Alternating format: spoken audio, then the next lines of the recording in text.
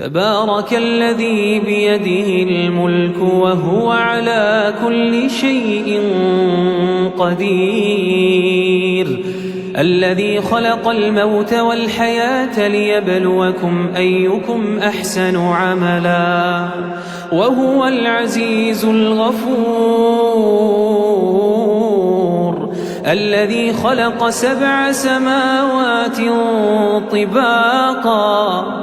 ما ترى في خلق الرحمن من تفاوت فارجع البصر هل ترى من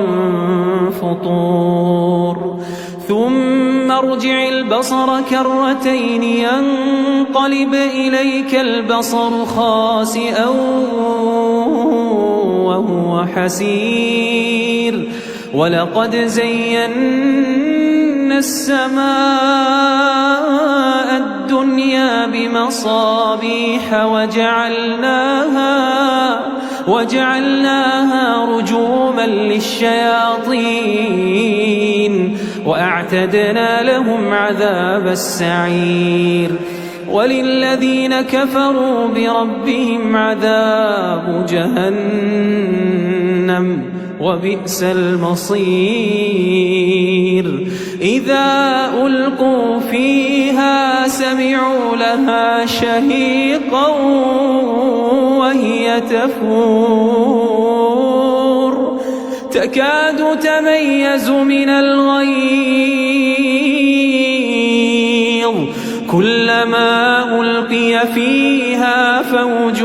سألهم خزنتها ألم يأتكم نذير قالوا بلى قد جاءنا نذير فكذبنا وقلنا ما نزل الله من شيء إن أنتم إلا في ضلال كبير وقالوا لو كنا نسمع أو نعقل ما كنا في أصحاب السعير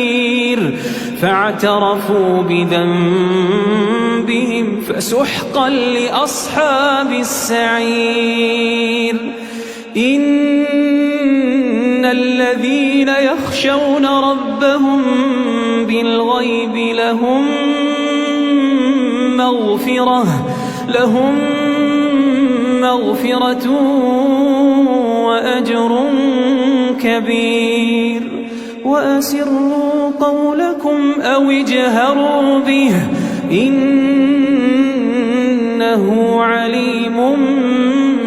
بذات الصدور ألا يعلم من خلق وهو اللطيف الخبير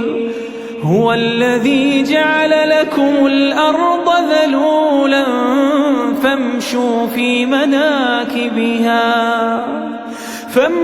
في مناكبها وكلوا من رزقه وإليه النشور هو الذي جعل لكم الأرض ذلولا فامشوا في مناكبها وكلوا من رزقه وإليه النشور آمنتم من في السماء أن يخسف بكم الأرض فإذا هي تمور أم أمنتم من في السماء أن يرسل عليكم حاصبا فستعلمون كيف نذير ولقد كذب الذين من قبلهم فكيف كان نكير أولم يروا إلى الطير فوقهم صافات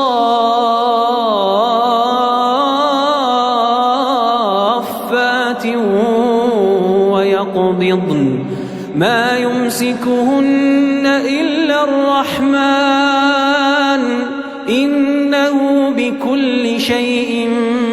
بصير أمن هذا الذي هو جند لكم ينصركم من دون الرحمن إن الكافرون إلا في غرور أمن هذا الذي يرزقكم إن أمسك رزقه بل لجوا في عتو ونفور أفمن يمشي مكبا على وجهه أهدى أمن يمشي سويا على صراط مستقيم قل هو الذي أنشأكم وجعل لكم السمع والأبصار والأفئدة قليلا ما تشكرون قليلا ما تشكرون قل هو الذي ذرأكم في الأرض وإليه تحشرون ويقولون متى هذا الوعد إن كنتم صادقين قل إنما العلم عند الله وإنما أنا نذير